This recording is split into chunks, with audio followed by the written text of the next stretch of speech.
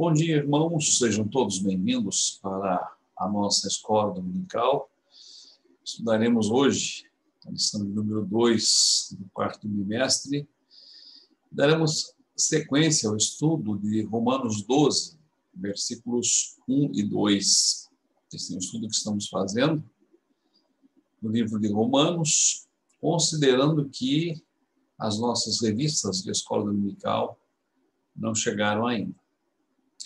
Na semana passada, na lição número 1, nós abordamos o seguinte tema: e não vos conformeis com este século. O tema de hoje é: mas transformai-vos pela renovação da vossa mente. Nós vamos compartilhar a tela para que os irmãos possam acompanhar as anotações deste estudo bíblico, desta nossa lição.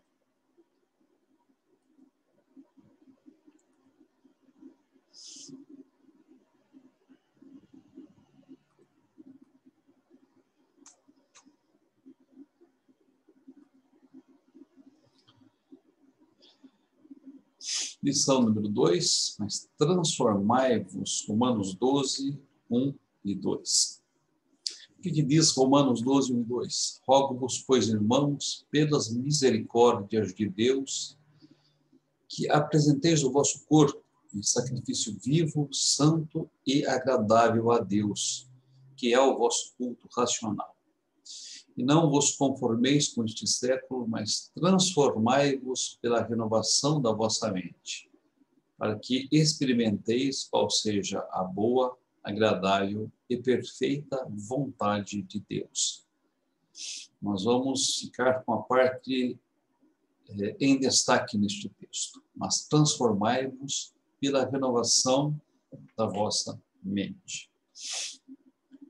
Meus queridos, há ensinamentos muito preciosos em Romanos 12, 1 e 2. Nós gostaríamos de, na introdução, destacar aquilo que, em outras ocasiões, em sermões e estudos bíblicos, nós estudamos junto aos irmãos.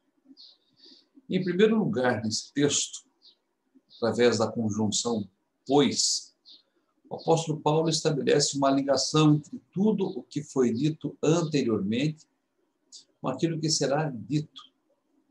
E esta expressão, pois, vem seguida de pelas misericórdias de Deus. E as misericórdias de Deus se constituem, então, na motivação para que apresentemos o nosso corpo em sacrifício vivo, santo e agradável a Deus, que é o nosso culto racional. E que misericórdias são estas?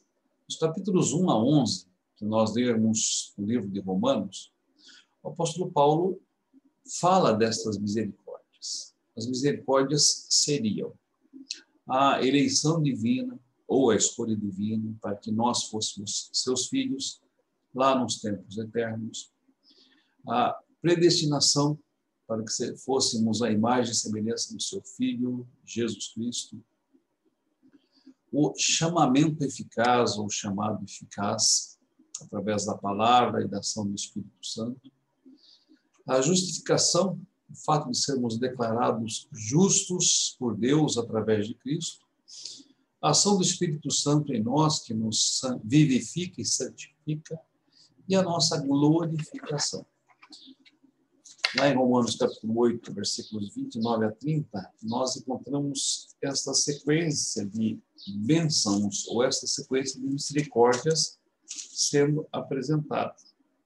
Eu convido os irmãos para que juntos leiamos o texto. Romanos capítulo 8, versículos 29 e 30.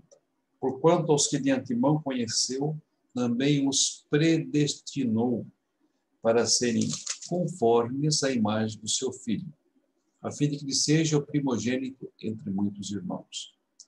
E aos que predestinou, a estes também chamou, e aos que chamou, a estes também justificou, e aos que justificou, a estes também glorificou. Na presente lição, nós vamos falar um pouquinho de cada um destes itens. O primeiro item da nossa lição. Em segundo lugar, o apóstolo Paulo destaca a qualidade do culto que nós devemos prestar a Deus. Qual é esta qualidade? Nós devemos cultuar a Deus apresentando nosso corpo em sacrifício vivo, santo e agradável a Deus. Esta figura toma de empréstimos sacrifícios do Antigo Testamento.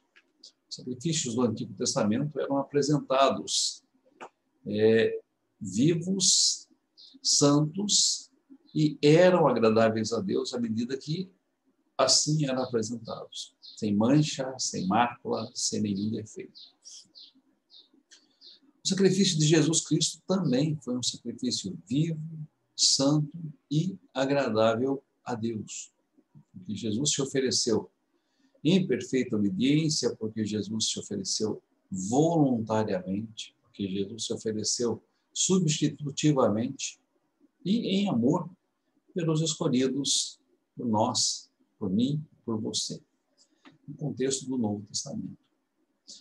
Em terceiro lugar, o apóstolo Paulo destaca a natureza do culto que nós prestamos a Deus. E ele diz que esse culto é um culto racional.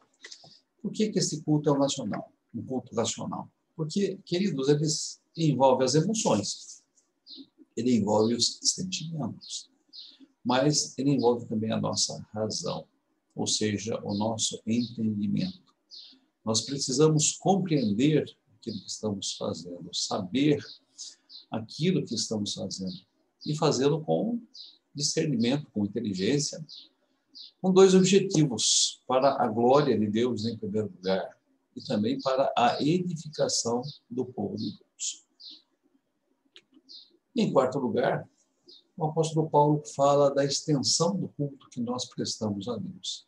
E este culto envolve o não nos conformarmos com este século e o transformarmos-nos pela renovação da nossa mente. Então, há dois aspectos: um negativo, não nos conformarmos com este século, e um positivo, transformarmos-nos pela renovação da nossa mente. Portanto, sobre este quarto ponto, que nós acabamos de destacar, a extensão do culto que prestamos a Deus, é que vamos fazer o segundo estudo. O primeiro estudo nós vimos no domingo próximo passado, lição número 1, e não os conformeis com este século.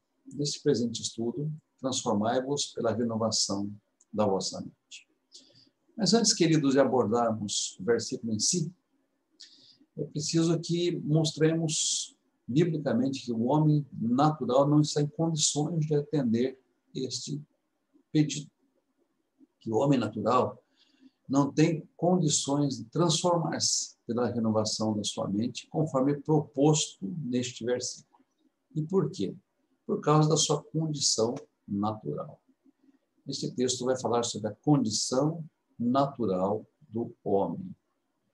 Pois bem, e qual é a sua condição natural? Qual é a sua condição natural, caso não fôssemos regenerados, nascidos de novo, ou convertidos a Jesus? Bom, a Bíblia ela é muito clara ao apresentar a condição do homem. O apóstolo Paulo, em Romanos capítulo 3, versículos 10 a 18, ele traz um retrato muito vívido, né, de quem é o homem sem Deus. Nós vamos ler o texto que está em destaque aqui na nossa apresentação. O homem sem Deus é como tal, como descreve o apóstolo. Não há justo, nenhum sequer, não há quem entenda, não há quem busque a Deus, todos se extraviaram e a uma se fizeram inúteis, não há quem faça o bem, não há nenhum sequer. A garganta deles é sepulcro aberto, com a língua urde engano. Veneno de víbora está nos seus lábios. A boca eles a têm cheia de maldição e amargura. São seus pés velozes para derramar sangue. Nos seus caminhos a destruição e miséria. Desconhecem o caminho da paz. Não há temor de Deus diante dos seus olhos. Romanos capítulo 3, versículos 10 a 18. E você, observando essa descrição, pode pensar o seguinte: mas eu conheço tantas pessoas que não conhecem a Deus, tantas pessoas que não estão na igreja e que não apresentam todas estas características. E graças a Deus que isso acontece. E por que isso acontece? Porque o Espírito Santo age de uma forma geral na humanidade, fazendo com que mesmo aqueles que não conhecem o novo nascimento, que não conhecem a conversão, que não conhecem a Deus, não expressem toda a corrupção, toda a degeneração, toda a degradação da sua natureza. O Espírito Santo age para que nós consigamos conviver em sociedade. E por isso ele promove o bem e por isso ele restringe o mal. Interessante pensar que em alguns momentos na história bíblica Deus agiu em juízo. E agiu em juízo quando? Ou quando o orgulho e a soberba do homem haviam atingido níveis insuportáveis aos seus olhos, ou quando a corrupção e a maldade haviam se estendido e dominado todo o coração humano. Podemos citar, por exemplo, Sodoma e Gomorra, podemos citar, por exemplo, o dilúvio como atos judiciais de Deus, quando o homem foi o homem, tal qual descrito aqui pelo apóstolo Paulo em Romanos capítulo 3. Também você pode chegar à conclusão de que muitas pessoas que você conheceu ou conhece, elas se enquadram perfeitamente nessa descrição. Pessoas que se adequam perfeitamente a estas afirmações da palavra, sob a condição natural do homem. Ainda dentro deste tema, a condição natural do homem, Jeremias capítulo 13, 23 faz uma pergunta instigante. Ele diz: pode acaso o etíope mudar a sua pele, ou o leopardo mudar as suas manchas? Evidentemente não. Não pode o etíope, que tem uma pele escura, né, negra, mudar a cor da sua pele. Também não pode o leopardo mudar as suas manchas. Né? E aí vem a pergunta, assim como é impossível estas mudanças para o etíope e para um leopardo, será que o homem natural pode fazer o bem, estando acostumado a fazer o mal? E para as duas perguntas, a resposta é não. O homem não consegue fazer o bem, o homem não consegue renovar ou transformar por si mesmo a sua mente, estando acostumado a fazer o mal. Também João 3,3 diz: em verdade vos digo, se alguém não nascer de novo, não pode ver o reino de Deus. Então, por nós mesmos, nós não conseguimos ver o reino de Deus, transformar a nossa mente, a não ser que nós nasçamos de novo. E nós nascemos de novo tão somente através da ação da palavra de Deus e do Espírito Santo, que em Cristo Jesus nos faz novas criaturas. Dentro ainda, passando agora para o segundo ponto, as misericórdias transformadoras de Deus. Então, primeiro ponto nós consideramos a condição natural do homem, aqui seria o segundo ponto. No segundo ponto, as misericórdias transformadoras de Deus. Bem, a primeira misericórdia é expressa na eleição. Nós não vamos discutir ou falar mais detidamente sobre a eleição. Apenas vamos citá-la brevemente para mostrar as misericórdias de Deus em nossa vida e como a eleição expressa essa misericórdia. Pensei que eu e vocês mereçamos ou tivéssemos feito alguma coisa para merecer.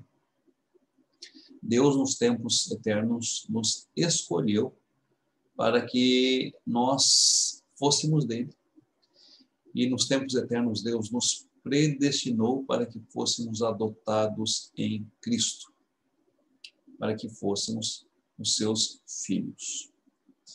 Por que Deus fez isso comigo? Porque Deus fez isso com você. Nós não sabemos quais são e por que são assim os desígnios de Deus.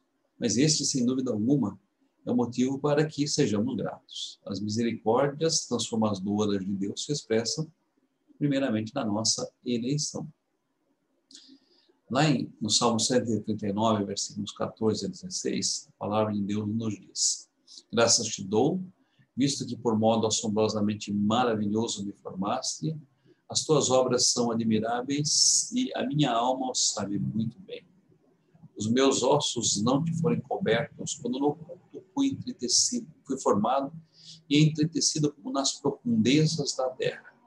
Os teus olhos viram a substância ainda informe, e no teu livro foram escritos todos os meus dias, cada um deles escrito e determinado, quando nenhum deles havia ainda. Salmo número 139, versículos 14 a 16.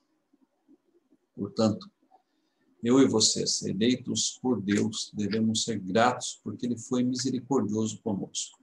E porque esta misericórdia é o ponto de partida da possibilidade de eu e vocês transformarmos a nossa mente. Há algo que Deus, lá nos tempos eternos, planejou para a minha vida e para a sua vida. Algo que lá nos tempos eternos Deus escreveu em relação à minha vida e à sua vida. Algo que Deus colocou no seu script sobre a nossa história e determinou que assim acontecesse. Dentro deste segundo ponto, e volto a frisar, há um erro aqui, é o segundo ponto, as misericórdias transformadoras de Deus, está o chamamento eficaz. Deus, no tempo e no espaço, através da sua palavra, Ele nos chamou. E Ele nos chamou para que nós, então, fôssemos os seus filhos. É importante lembrar que Deus nos chama através da sua palavra. A fé vem pelo ouvir e vem pelo ouvir da palavra de Deus.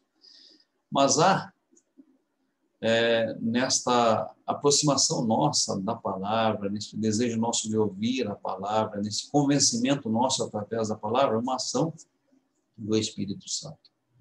Então, nós conseguimos ter prazer na palavra quando o Espírito Santo age em nós. Então, no tempo e no espaço, o Espírito Santo nos chamou através da palavra, nos chamou através da sua ação poderosa para que fôssemos filhos. E alguns textos bíblicos que evidenciam esse chamamento eficaz. Gosto muito de Jeremias 31:3, diz assim: de longe se me deixou ver o Senhor, dizendo: com amor eterno eu te amei, por isso com benignidade te atraí.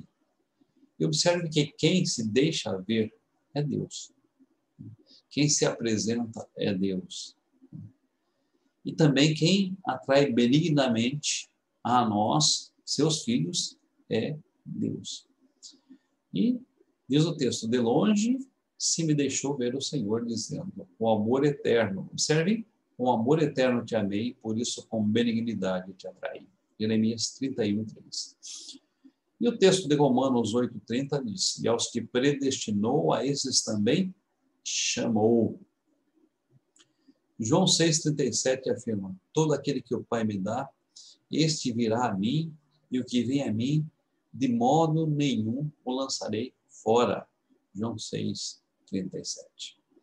E João capítulo 10, versículos 27 e 28 afirmam: as minhas ovelhas ouvem a minha voz, eu as conheço e elas me seguem. Eu lhes dou a vida eterna.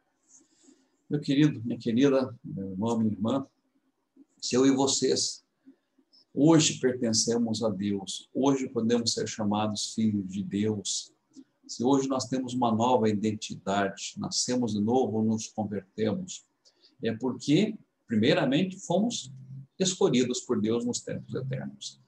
Em segundo lugar, por quê? Porque fomos chamados eficazmente através da palavra de Deus e através do Espírito Santo. E estas são misericórdias transformadoras de Deus em nossas vidas. Um terceiro ponto: justificação. As misericórdias transformadoras de Deus na nossa justificação. Pois bem, Deus em Cristo nos justificou, declarando que a nossa dívida estava definitivamente paga. Observe que quando o pecado entrou no mundo, através da desobediência dos nossos primeiros pais, diz a Bíblia que o pecado passou a todos os homens, porque todos pecaram. O homem se colocou numa situação de dívida para com Deus. E esta dívida para com Deus se tornou uma dívida impagável, porque Deus é amor, mas Deus também é justiça. Assim como Deus não quer que ninguém pereça, Deus deve julgar os pecados cometidos contra Ele, contra a sua palavra.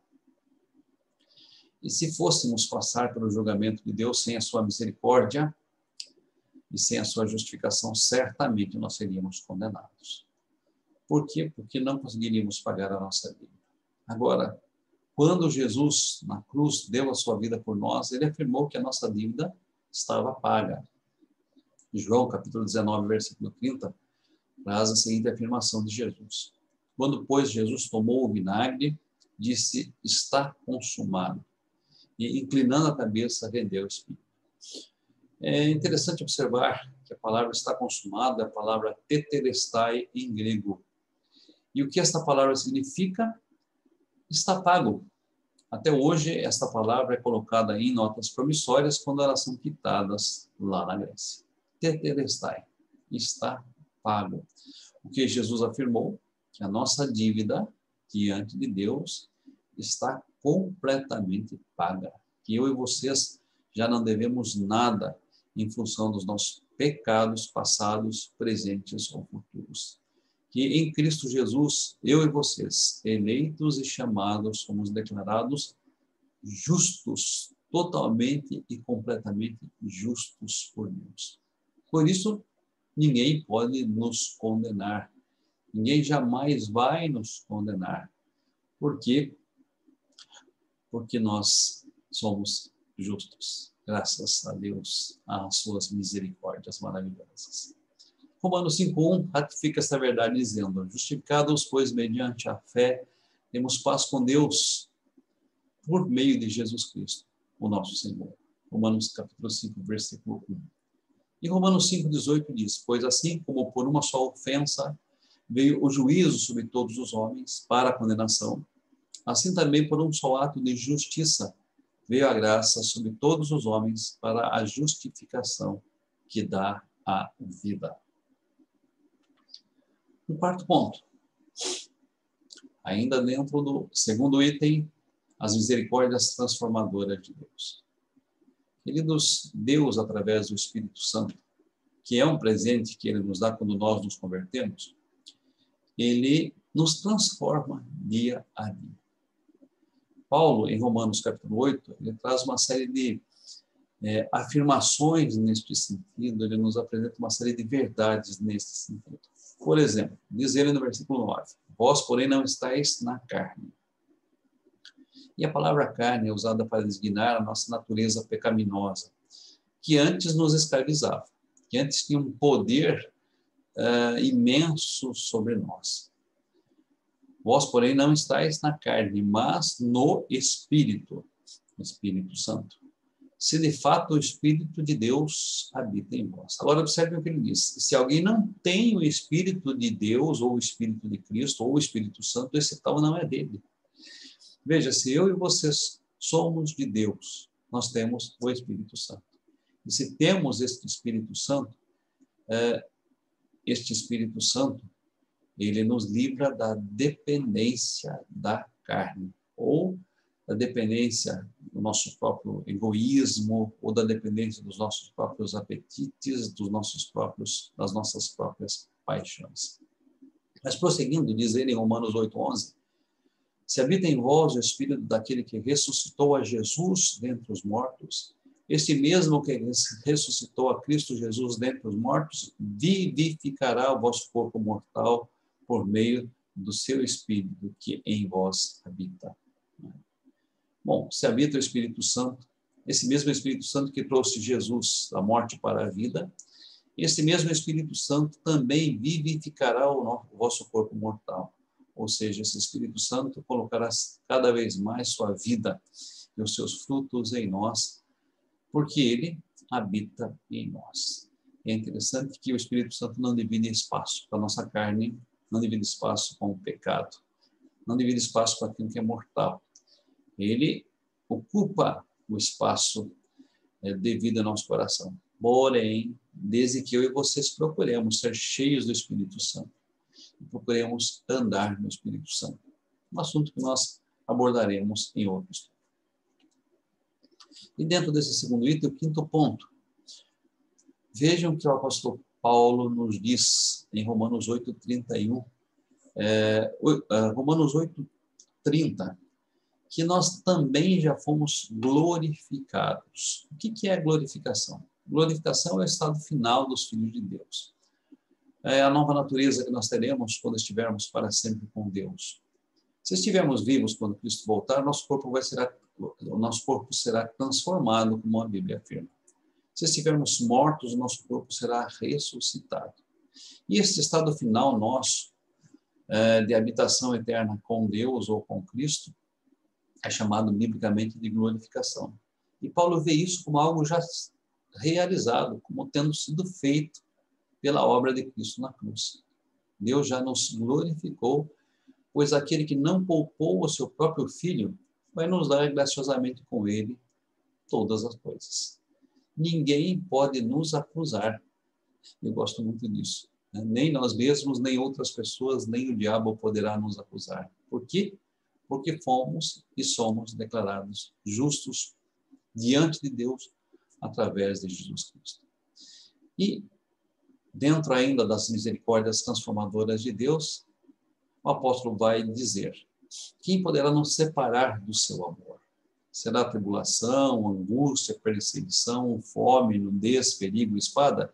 E ele mesmo responde ao longo deste texto: não, nenhuma destas coisas tem o poder de nos separar de Deus.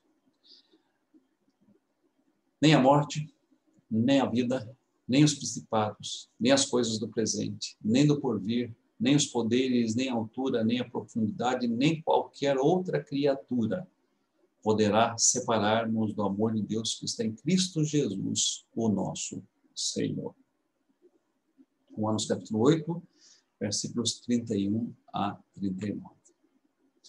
E aqui, antes de chegar a Romanos 12, 1 e 2, que é o texto que nós temos estudado, ponto por ponto, item por item, há uma transição entre o primeiro e o segundo ponto.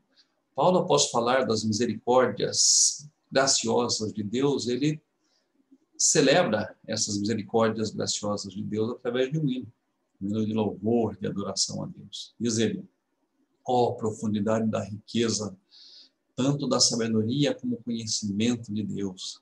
Quão insondáveis são os seus juízos, quão inescrutáveis os seus caminhos. Quem conheceu a mente do Senhor, ou quem foi o seu conselheiro? Quem primeiro deu a ele para que venha a ser restituído? Porque dele, por meio dele e para ele são todas as coisas. A ele, pois, a glória eternamente. Amém. Romanos 11, versículos 33 ao 36. O segundo ponto, que seria o terceiro ponto da nossa lição, é a nossa responsabilidade, a responsabilidade humana de buscar esta transformação. E é interessante pensarmos o seguinte: no segundo ponto, queridos, nós vimos que Deus foi misericordioso, atuando para a nossa transformação. Ele nos escolheu, Ele nos chamou, Ele nos justificou, Ele nos transforma através da sua presença e da ação do Espírito Santo em nós. Ele garante nossa perseverança, Ele garante que estaremos para sempre com Ele nos céus. Mas também este texto afirma que há uma responsabilidade nossa, uma responsabilidade que eu e vocês temos na nossa transformação, na nossa santificação. Se não fosse assim, Paulo não teria dito: mas transformai-vos pela renovação da vossa mente. E quais são as características ou quais são os quesitos que nós devemos buscar para essa transformação?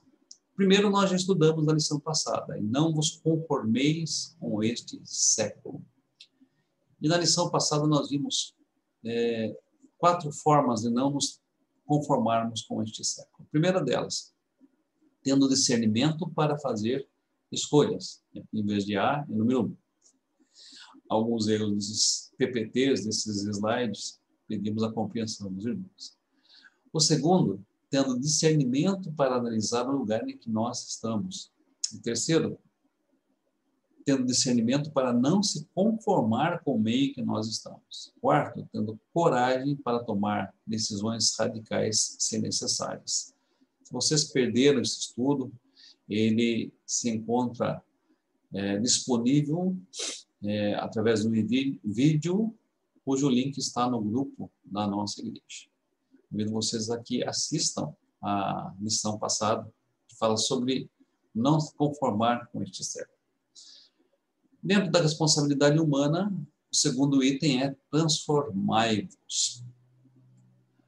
Os irmãos se lembram que lá no capítulo 8, Paulo diz que nós não somos mais devedores à carne, e esse termo traduz os nossos desejos pecaminosos, a nossa dependência deste mundo, a nossa escravidão ao diabo, ao nosso próprio ego. Pois bem, não somos devedores mais à carne. Mas quando a carne ou o diabo vierem cobrar aluguel, devemos pagar? Eu gosto dessa figura. Pensem na seguinte possibilidade. Por muito tempo moramos numa casa. E moramos numa casa como alugantes. Durante esse tempo nós guardamos dinheiro. E com o dinheiro guardado fazemos uma oferta de compra desta casa. E o dono da casa nos vende a casa. Passamos a ser agora proprietários. Muito bem, no mês seguinte, o ex-dono da casa vem até nós e cobra o aluguel. Nós vamos pagar? Ora, a nossa afirmação é: nós não devemos mais nada a você, porque já compramos a casa. A ideia é exatamente essa. Nós não devemos mais nada à nossa carne, aos nossos desejos pecaminosos, ao nosso ego, a este mundo, ou principalmente ao diabo. Por quê? Porque já fomos comprados através do sacrifício de Jesus Cristo por nós. E a questão é, vamos aceitar pagar-lhe o aluguel? E é por isso que a Bíblia nos diz, transformai-vos. Porque Deus já atuou misericordiosamente para a nossa transformação. Nós, responsavelmente, devemos buscar essa transformação. Esta é a nossa responsabilidade. E o que eu tenho aprendido na Bíblia é que Deus não faz aquilo que eu e vocês podemos fazer. É nossa responsabilidade usar todos os meios de graça para experimentar essa transformação na nossa mente, né? E é uma verdadeira transformação. A palavra usada aqui é metamorfose, né? Aliás, metanoia, de onde vem a palavra metamorfose, né? O que é uma metamorfose? É uma transformação radical de uma lagarta num casulo e posteriormente numa borboleta, né? Então, a nossa natureza e a nossa mente deve passar por uma verdadeira, por uma autêntica, por uma profunda transformação, uma transformação que nos faça totalmente diferentes de quando éramos, estando nós no mundo, e de quando éramos até mesmo no início da nossa vida cristã. É importante destacar isso. A transformação da nossa mente vai nos fazendo diferentes da nossa forma de sentir, de pensar e de agir. Ainda dentro do segundo ponto, a responsabilidade nossa de buscar transformação. Item 3, é preciso checar o grau de maturidade e crescimento em que nós estamos. E eu acho muito importante que esse julgamento seja feito por nós mesmos. Tão desagradável quando alguém diz, nossa, mas você é da igreja, né? E fez isso, né? Você é da igreja e está tendo essa atitude. Você da igreja está usando estas palavras. Essa checagem do nosso grau de maturidade espiritual é uma responsabilidade nossa. Paulo diz lá em 1 Coríntios 11 que nós devemos julgar a nós mesmos, porque se julgássemos a nós mesmos, não seríamos julgados pelo mundo. E lá em Provérbios, capítulo 4, versículos 18 e 19, o autor, inspirado pelo Espírito Santo, diz: mas a vereda dos justos é como a luz da aurora, que vai brilhando mais e mais até ser dia perfeito. O caminho dos perversos é como a escuridão, nem sabem eles nem que tropeçam. Eu gosto muito dessa figura. A luz do sol, na aurora, ela é tênue, e ela transmite pouco calor. Mas à medida que o sol vai se levantando, a luminosidade vai aumentando e o calor, né, que os raios solares proporcionam vai também crescendo em intensidade. Bem, a nossa vida cristã é assim. É totalmente incoerente que, tendo passado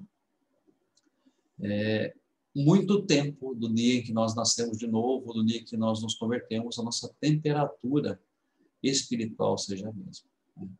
A intensidade da nossa luz seja a mesma. Por quê? Porque a vereda dos justos é como a luz da aurora, que vai brilhando a cada dia a mais, até ser um dia perfeito. E Tiago 22, texto sobre o qual nós pregamos recentemente, diz: tornai-vos, pois, praticantes da palavra e não somente ouvintes, enganando-vos a vós mesmos. Interessante, não diz que nós enganamos a Deus, não. Porque de Deus não escondemos nada. Deus nos conhece, Deus sabe como é a nossa essência, Deus sabe as intenções do nosso coração, jamais vamos enganar a Deus. Mas nós enganamos-nos a nós mesmos quando só ouvimos a palavra e quando não a praticamos. Pois bem, terceiro ponto, que seria o quarto ponto, características do processo de transformação. E a primeira característica é um processo radical. Nós já dissemos que a palavra empregada é metanoia, de onde vem a palavra metamorfose, né? Então, Paulo diz que nós devemos experimentar uma mudança, mas tão grande, tão radical, né? Tão transformadora, a nossa forma de pensar, a nossa forma de compreender e na nossa forma de interpretar a realidade, né? E para isso nós precisamos escolher aquilo que deve ocupar a nossa atenção. Porque tudo aquilo que é alimentado, meus queridos, ele cresce. Isso na vida natural é assim, na vida espiritual é assim. Isso na nossa vida física é assim e no aspecto da nossa mente também. Tudo aquilo que nós alimentamos, ele cresce, ele se expande. Ele ocupa um espaço cada vez maior e ele nos domina, né? Veja, o que ocupa a nossa atenção? O conselho dos ímpios, o caminho dos pecadores, a roda dos escarnecedores. Se é isso que ocupa a nossa atenção, como diz lá o Salmo 1, nós somos totalmente infelizes e jamais a nossa mentalidade vai ser transformada. Jamais. Por isso que no estudo da semana passada nós falamos sobre a necessidade do discernimento, discernimento para fazer escolhas, o discernimento para se perceber onde está, o discernimento para sentir a situação da sociedade que está, o discernimento para tomar decisões que se fizerem necessárias. Porque se nós ouvirmos o conselho dos ímpios, se nós nos detivermos no caminho dos pecadores, se nós nos assentarmos na roda dos escarnecedores e acharmos normal essa convivência, normal essa aquiescência, certamente nosso entendimento vai ser afetado. Certamente a nossa mente vai ser afetada. E tudo aquilo que afeta o nosso entendimento, a nossa mente, ele produz atitudes, né? Ele produz ações. Ele nos leva a não somente pensar, mas agir daquela forma. Um outro aspecto é um processo de transformação contínuo. Queridos, todo o processo de aprendizagem envolve a formação de nódulos neurais. Isso a neurociência tem descoberto ultimamente, mas a Bíblia já fala sobre isso há muito tempo atrás. Esses nódulos neurais são como que caixinhas de memórias e todas as nossas experiências, boas ou ruins, ficam gravadas nessas caixinhas de memória. Portanto, que você entenda que todas as suas experiências antes da sua conversão e depois da sua conversão também estão gravadas na caixinha de sua memória. Agora veja, o que Deus fez misericordiosamente e graciosamente em nós, ao nos eleger, chamar, justificar, santificar e glorificar, ele mudou radicalmente, né, nossa vida. Nós somos novas criaturas. Mas, embora sejamos novas criaturas, nós devemos trabalhar para que tenhamos uma nova mentalidade. É possível? É porque já não somos escravos da antiga mentalidade. Mas é automático? Não. Não porque o apóstolo Paulo convida a mim e você a fazer isso, mas transformai-vos pela renovação da vossa mente, né? E em se tratando da nossa nova vida cristã, veja que a fé vem pelo ouvir e ouvir da palavra, mas se eu ouvir a palavra tão somente para crer, não para que eu seja transformado, será que eu serei transformado? Fica claro que não.